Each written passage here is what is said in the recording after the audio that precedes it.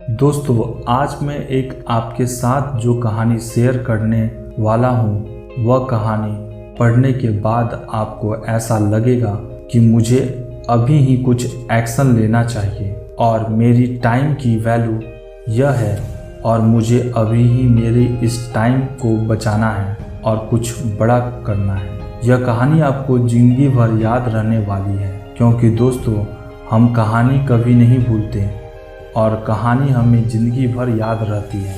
दोस्तों, हम कोई लेसन पढ़ते हैं या कुछ सीखते हैं तो उसे हम कुछ दिन के बाद भूल जाते हैं, लेकिन कहानी हमें ज़िंदगी भर याद रहती है। तो बिना समय गवाए चलिए आपके साथ शेयर करता हूँ। दोस्तों, यह कहानी है एक किंगडम की, एक ऐसे राज्य की जहाँ पर 5 साल में एक राजा को चेंज किया जाता है।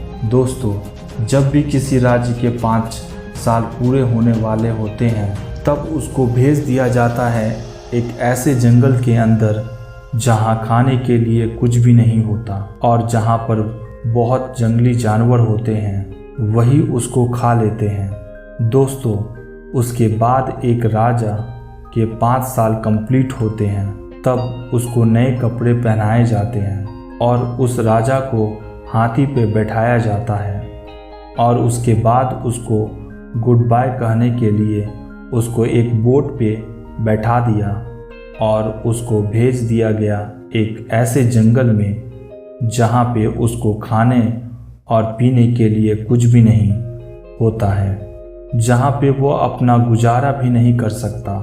जैसे ही उस राजा को भेज दिया जाता है, अब उस राज्य के लोग सोचने लगते हैं कि अब हमारे राज्य का नया राजा कौन बनेगा। तब उनको पता चलता है कि हमारे राज्य में एक बंदा ऐसा है जो बहुत होशियार इंसान है और उसको हमारे राज्य का राजा बना देना चाहिए।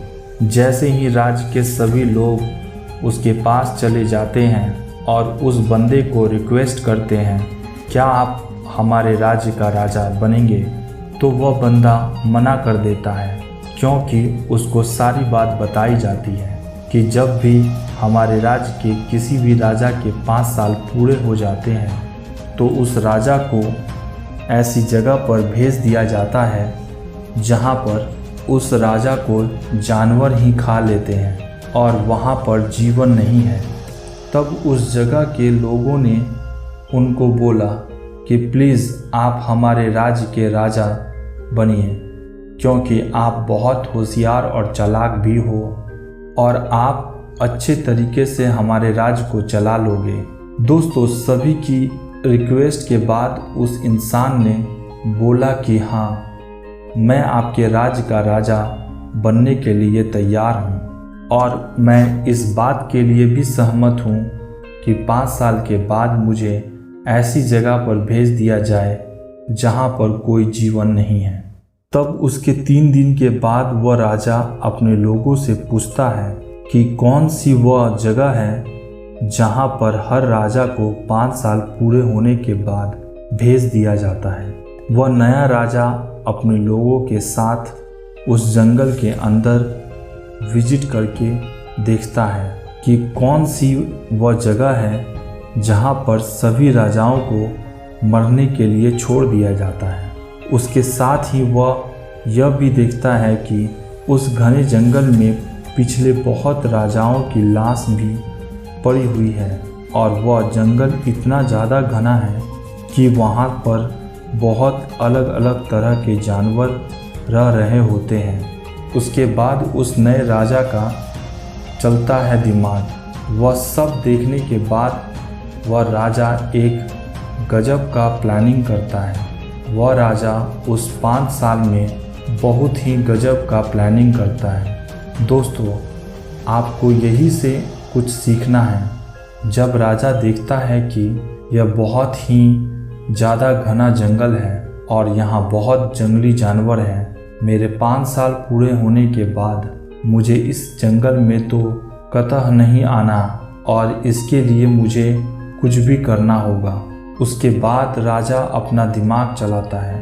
राजा पहले ही साल में उस जंगल के सारे पेड़ों और पौधों को कटवाता है और राजा ने वह सारी चीज़ वहाँ से हटवा दी जिससे वह जंगल इतना घना लग रहा था और वहाँ के सारे जानवरों को भी वहाँ से हटवा दिया।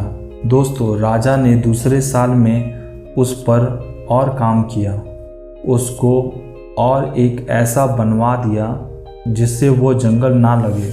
दोस्तों, तीसरे साल में वहाँ पे एग्रीकल्चर का काम चलाया गया और चौथे साल में वहाँ पर काफ़ी सारी बिल्डिंग कॉम्प्लेक्स और रोड बनने शुरू हुए। उसी के साथ ही वहाँ पे लोगों ने काफ़ी सारे घर बनाने भी शुरू कर दिए थे। पाँचवें साल में तो वहाँ पर लोगों का रहने का भी इंतज़ाम कर दिया गया। इन 5 सालों में यह सारी चीज़ें करने के साथ ही राजा अपनी सेविंग्स भी कर रहा था। दोस्तों, राजा बहुत कम खर्च करता था और सेविंग्स भी बहुत करता था ताकि वह पैसा खर्च कर पाए अपनी उस जगह पर जिसे वह 5 साल से तैयार कर रहा है। दोस्तों, उसके बाद जैसे ही उस राजा के 5 साल पूरे होने ही वाले थे, वह अपने राज्य के लोगों को बोलता है कि मेरे 5 साल कंप्लीट होने वाले हैं, मुझे मेरे उस जगह पर भेज दीजिए जहां पर आप मुझे 5 साल बाद भेज देने वाले थे। तब उस राज्य के लोग बोलते हैं कि अभी आपके 5 साल पूरे नहीं हुए और अभी आपके 5 साल पूरे होने में अभी 10 दिन बाकी है। दोस्तों, जैसे ही उस राजा के 5 साल कंप्लीट हो जाता है तो उस राजा को भी नए कपड़े पहनाए गए और उस राजा को गुड बाय करने के लिए उसे एक हाथी पर बैठाया गया।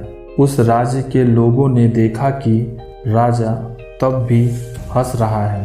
पिछले हर साल ऐसा होता था कि जब भी किसी राजा के 5 साल कंप्लीट हो जाते थे तो वे रोते जाते थे, लेकिन ये राजा तो हंसता हुआ जा रहा है।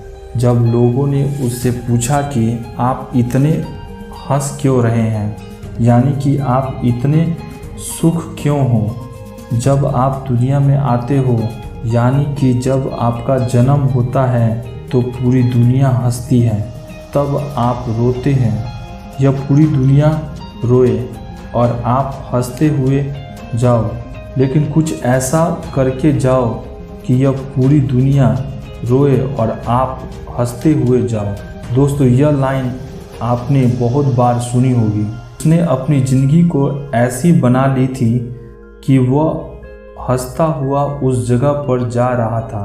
उसके बाद राजा बोलता है कि इससे पहले जितने भी राजा आए वह उस 5 साल में राज्य करने में और ऐशो आराम की लाइफ जीने में इतने खो जाते हैं कि वह भूल जाते हैं कि उनको 5 साल बाद एक ऐसे जगह पर भेज दिया जाएगा जहां पर उनको मरना पड़ेगा।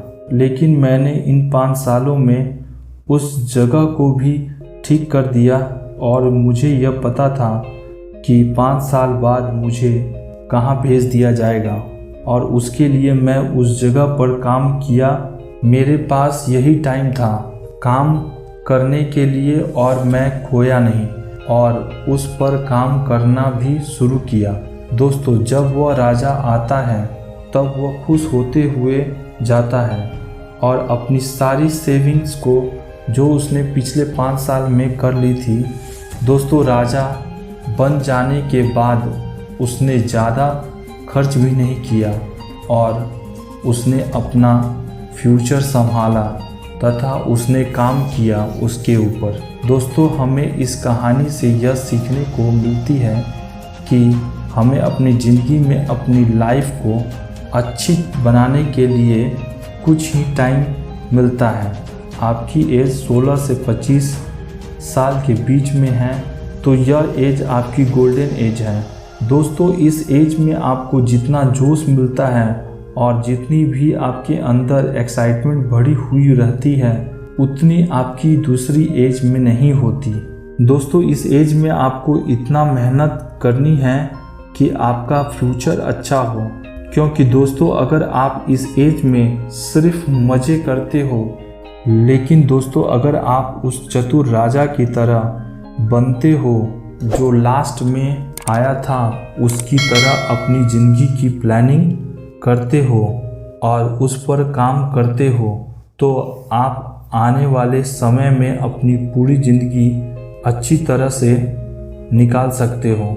बिल्कुल उस राजा की तरह जिसने अपने लिए उस जंगल को पूरी तरह कटवा कर उस जंगल के बजाय एक किंगडम बना दिया था।